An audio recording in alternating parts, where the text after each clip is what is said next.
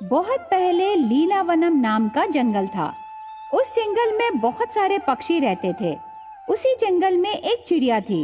वो चिड़िया उसके खेत में तरबूजे की फसल डालती है, लेकिन चिड़िया के तरबूजे फसल में थोड़े सोने के तरबूजे भी रहते हैं। उन सोने के तरबूजे चोरी करके ले जाने पर वो तरबूजे साधारण तरबूजों में बदल जाते हैं, पर ये जानकारी किसी भी पक्षी को नहीं रहती। चिड़िया उन सोने के तरबूजों के जरिए बहुत सारे पक्षियों की मदद करती है। ऐसे थोड़े साल बीतने के बाद एक साल गर्मी बहुत पड़ती है। तब उन पक्षियों को पानी की बहुत कमी हो जाती है। उससे सभी पक्षी मिलके एक निर्णय लेते हैं। सभी सुनो, आज हम सूखे की अवधि से बहुत मुश्किलें झेल रहे हैं। ये एक साल की नहीं है। ऐसे इसीलिए हुआ क्योंकि हमें दूरदर्शिता की कमी है। तो अब हम क्या करें? पानी के बिना सभी पक्षी बहुत तड़प रहे हैं। बहुत सारे पक्षी दूसरे जंगल को पलायन भी हो गए। हाँ, ऐसे ही रहा तो जंगल में रहे सभी पक्षी पलायन होके जंगल पूरा वीरान हो जाएगा। इसीलिए आने वाले पीढ़ियों को कोई कठिनाइयाँ नहीं होने के लिए हम इस जंगल के बीच एक तालाब खोदेंगे। आज से भगवान बरसाए हर एक बारिश की बूंद को हमें वेस्ट नहीं जाने देना चाहिए, पर इसके लिए आप सबको काम करना होगा। सब लोग ये काम करते रहेंगे तो हम खाएंगे कैसे? उसके लिए पैसे कैसे आएंगे? ऐसे कौवा कहती है। तब सभी पक्षी बहुत सोच में पड़ जाते हैं। इस विषय के लिए आपस में बातें करने लगे। तब चिड़िया आगे आके सभी पक्षियों से ऐसे कहने लगी, तुम सब चिंता मत करो। तुम्हारा खाना और तुम्हारे चीजों के बारे में मैं सब देख लूंगी। ऐसे चिड़िया कहती है। तब बाकी सभी पक्षी मान जाते हैं। चिड़िया उसके खेत को जाकर खेत में रहे 2 सोने के तरबूजे लेकर दूसरे जंगल में बेचकर बाकी पक्षियों के लिए खाने के सामान हर रोज मंगाकर सबकी ख्याल रखने लगी। इस तरह सभी पक्षी जब तक तालाब खोदे तब तक चिड़िया उन सब का देखभाल करती है। थोड़े दिन में ही तालाब खोदने का काम खत्म हो जाता है। एक दिन बहुत जोरों से बारिश होने पर तालाब पानी से भरे रहना देखकर सभी पक्षी बहुत खुश होते हैं। पर उन पक्षियों में रहे चील ने चिड़िया ऐसे सभी पक्षियों का ख्याल रखने के लिए उसके पास शायद बहुत पैसे होंगे करके सोचने लगा। यह विषय चील कौवे से कहता है। एक दिन चील और कौवा दोनों मिलके चिड़िया को बिना बताए उसके पीछे जाने लगे। तब चिड़िया उसके तरबूजे के खेत को जाकर एक तरबूजा लेके उसे 2 टुकड़ों में काटती है। उसमें पूरा सोना रहना चील और कौवा देखकर आश्चर्य हो जाते हैं। हाँ चिड़िया, तो ये है तेरा रहस्य। तेरे खेत में उगे तरबूजों में सोना है।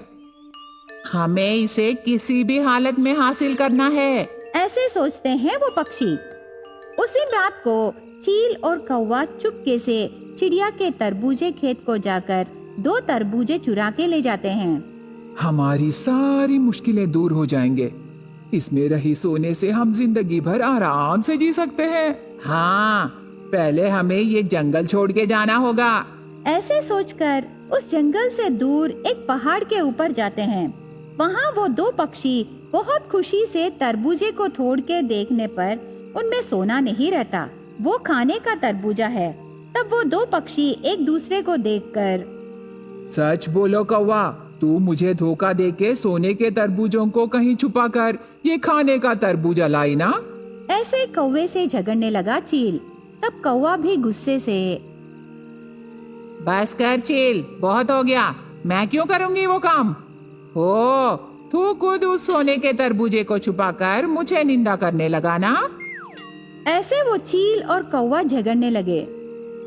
उसके बाद दोनों मिलके चिड़िया के पास जाते हैं। चिड़िया, हमारा समस्या का परिष्कार तुम्हें ही करना है। क्या हुआ?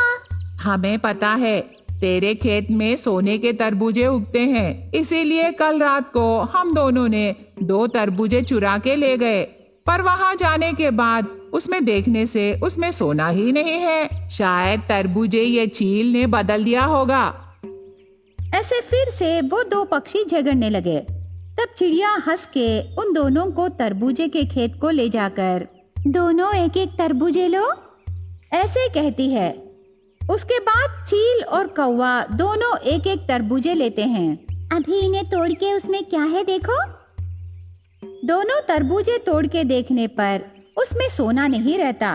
तब दोनों पक्षी आश्चर्य हो जाते हैं। देखे ना, तुम दोनों को गलतफहमी हुई है, कहीं सोने के तरबूजे रहते हैं क्या? तब दोनों ने सच में सोने के तरबूजे नहीं रहेंगे, हम उस दिन क्या देख के क्या समझ लिए करके सोच के चले जाते हैं। दोनों वहाँ से जाने के बाद चिड़िया और एक तरबूजा काट के उसमें रही सोना एक बैग में डाल के चली जाती है। बहुत पहले नंदनवनम नाम का जंगल था। उस जंगल में बहुत सारे पक्षी मिलजुल के रहते थे। सभी पक्षी मिलजुल के रहने पर उन्हें देख के दूसरे जंगल में रहे पक्षियों को डर लगने लगा। उस जंगल में कोई भी पक्षी मुश्किल में रहने से बाकी सभी पक्षी आकर उसकी सहायता करते थे। लेकिन उस जंगल के पास रहे विरूपाक्षा नाम के जंगल में एक चील रहता था। वो चील उन पक्षियों के बीच रही एकता दूर करके उन पक्षियों को उसके मुट्ठी में रखना चाहा। उसके लिए चील बहुत प्लान्स करता है, पर कोई भी प्लान कामयाब नहीं होती। थोड़े दिनों बाद गर्मी की मौसम आती है। तब चील किसी भी हालत में उस गर्मी के मौसम में पक्षियों के बीच झगड़े पैदा करके उन्हें अलग करने को सोचता है। तब चील को एक आइडिया आता है। गर्मी का मौसम होने पर सभी पक्षियों को बहुत पसीना पसीना लग रहा था। तब चील के पास रही एसी को बिना किसी को पता चले चील आधी रात को नंदनवनम जंगल में एक जगह छोड़ के चला जाता है। अगले दिन सुबह एक कौवा उस एसी को देखकर बाकी पक्षियों को बुलाकर दिखाती है, पर वो नहीं जानती ये क्या है। तब एक चालाक कबूतर वहाँ आती है। वो थोड़ी पढ़ी लिखी थी। बाकी पक्षियों को मेहनत से काम करने के सिवाय दूसरे जंगल के बारे में और वहाँ के पक्षियों के बारे में वो बिल्कुल नहीं जानते। तब कबूतर ऐसे कहने लगी, सभी पक्षी ध्यान से सुनो, इसे देखकर तुम्हें डरने की जरूरत नहीं है। इसे एसी कहते हैं, ये हमें ठंडी हवा देगी। ऐसे उसके बारे में बताती है कबूतर। पर कोई भी पक्षी कबूतर के बातों पर यकीन नहीं करती और आपस में बातें करने लगे। तब कबूतर उस एसी को वहाँ रहे करंट में प्लग रख के स्विच ऑन करती है। थोड़ी देर बाद उन्हें बहुत ठंडी हवा आने लगी। तब तुरंत सभी पक्षी उस ठंडी हवा के सामने आके खड़े हो जाते हैं। उससे एक दूसरे का मुकाबला करके झगड़ा करने लगे। ये सब देखकर कबूतर उन पक्षियों से, आप सब ऐसे झगड़ा मत करो, ये यही रहेगी। इसके चारों ओर एक अच्छा कमरा बना के उस कमरे में इसे रखते हैं। तब हर रोज एक एक परिवार आके इस कमरे में सो सकते हैं। कबूतर की बातों से बाकी पक्षी सहमत हो जाते हैं। हर दिन एक एक परिवार आके उस कमरे में सोने लगे। चील यह विषय जानकर उसका पूरा प्लान फेल हुआ सोचकर दुखी होने लगा। तब उसे और एक आइडिया आता है। वो तुरंत वहाँ जाता है। वहाँ एक तोता एक पेड़ के नीचे गर्मी से तड़पते देखकर उसके पास जाकर ऐसे कहने लगा, तोता, कह रहे थे तुम्हारे गांव में ठंडी हवा देने वाली कोई मशीन आई है, तो तू क्यों ऐसे गर्मी में बैठी हो? ऐसे भोलेपन का नाटक करने लगा चील। तब तोता ऐसे जवाब देने लगी, हाँ चील, उस मशीन का नाम एसी है, वो मेरे घर के पास ही मिली। हम सब ने हर रोज एक एक परिवार उस कमरे में रहने के लिए निर्णय लिए। ऐसे पूरा विषय बताती है। तब चील हंसने लगा। तोता चील की हंसी देखकर उसे कुछ समझ में नहीं आया। तब चील एक धूर्त योजना रचाकर तोते से ऐसे कहने लगा, और कुछ नहीं तोता, वो एसी तेरे घर के पास मिलने से उस एसी के पास तू रहना है ना, पर ऐसे जंगल में रहे सभी पक्षी एसी के नीचे रहने से तुझे ऐसे ही पसीने में रहना पड़ेगा। उस एसी के ऊपर तेरा हक है, किसी और का नहीं। ऐसे चील उल्टी पुल्टी बातें कहता है। चील की बातें सुन के तोते का दिमाग घूम जाता है। हाँ चील, तू कहने के बाद ये सभी पक्षी मुझे किस प्रकार धोखा दे रहे हैं अभी मुझे पता चला।